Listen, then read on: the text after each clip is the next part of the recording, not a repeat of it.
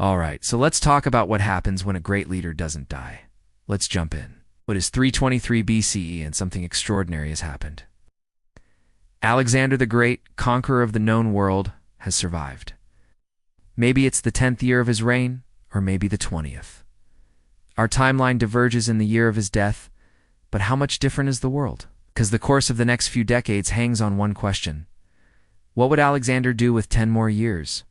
In our own history, the world mourned the loss of Alexander the Great. When he died in Babylon, his empire was secure, but fragile. Beneath the glory, there were cracks. His generals, the Diadochi, soon tore his empire apart in wars that lasted for decades. The dream of a united empire died with him.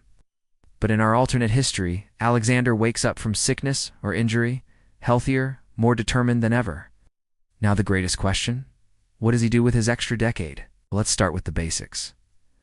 First, securing what he has already won.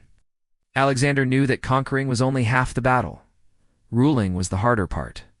With more time, he could focus on strengthening the satrapies, building roads and infrastructure, encouraging trade, establishing a clear line of succession, infusing East and West into one vision.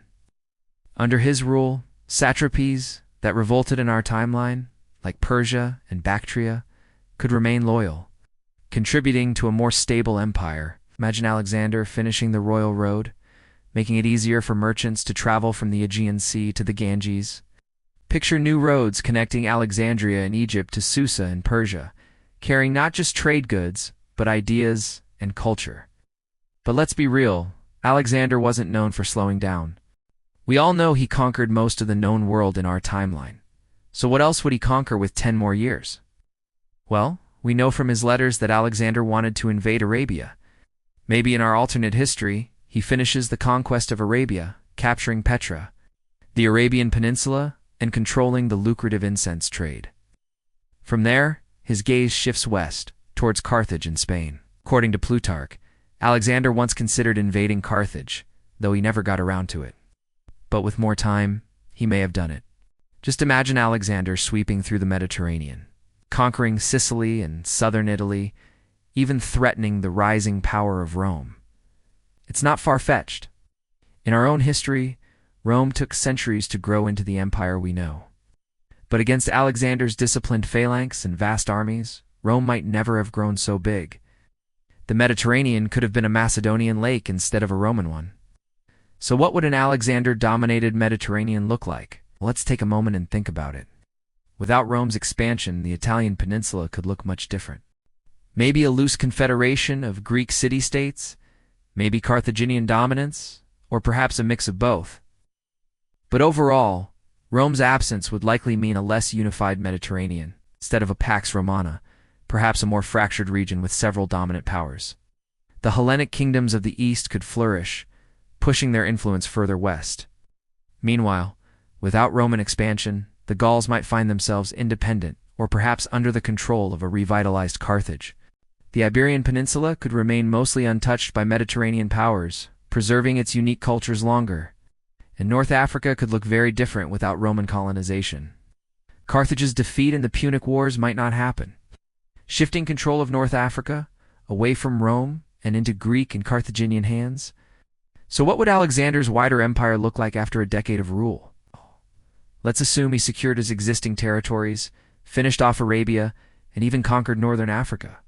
He'd have an empire stretching from the Balkans to the Indus Valley, from the Aegean to the Atlantic Ocean. At its peak, his empire might cover roughly the same land as the Mongol Empire, the largest contiguous land empire in history. And yet, despite its size, it could be more culturally unified than even the Romans achieved. Alexander wasn't just a conqueror, he was a cultural enthusiast. He loved meeting people from different backgrounds, learning about their customs and trying to understand their way of life. He actively encouraged intermarriage between Macedonians and Persians, seeing it as a way to unite his empire. In Babylon, he hosted feasts inviting ambassadors, scholars, and priests from all over his empire to discuss philosophy, science, and religion. This multiculturalism could blossom with more time. Imagine bustling marketplaces filled with people speaking Greek, Persian, Indian, and Arabic. Envision grand temples blending Greek and Indian architectural styles, where priests chant in Sanskrit and worship gods from many pantheons. Now, imagine you live in this world. You wake up every day knowing that you live in a time of great cultural exchange.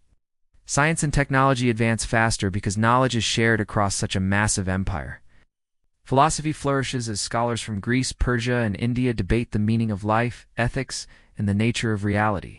Trade routes connect the riches of the East with the artisans of the West, leading to greater wealth and innovation. Global unity arrives centuries earlier than in our timeline. But this isn't a utopian dream. There are downsides too. Living under a conqueror comes at a price. Alexander, while tolerant, was ultimately a conqueror and a Macedonian through and through. Local cultures may chafe under outside rule. Ambitious generals always hungry for power, plot in the shadows, waiting for their chance to strike. And Alexander himself is a man of boundless ambition and charm, but also of legendary bouts of rage and ruthlessness.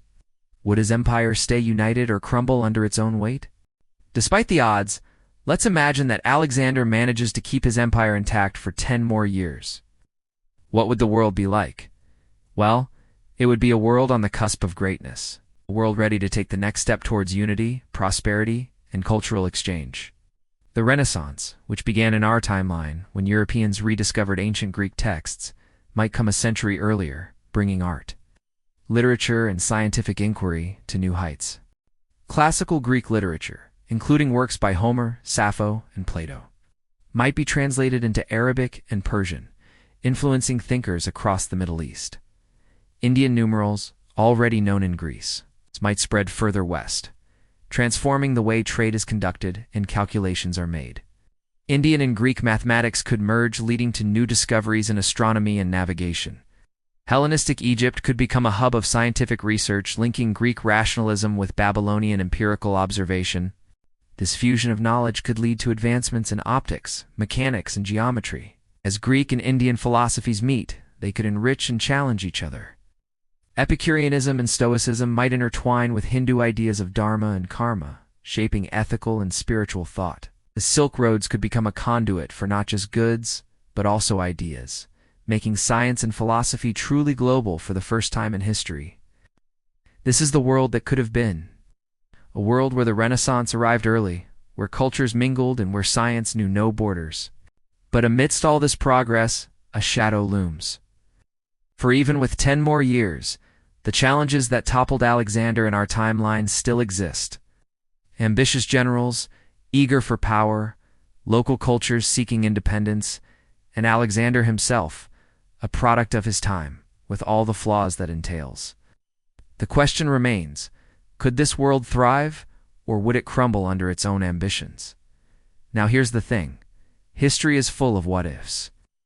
Leaders dying young, empires on the brink, civilizations that could have been. It's easy to imagine alternative histories where things go differently, or one decision leads to a butterfly effect of events that reshape the world. But it's also important to remember that history is not just about the past. It's about understanding the present and imagining the future. In Alexander's case, his life and death raise fundamental questions about leadership, legacy, and the nature of empire.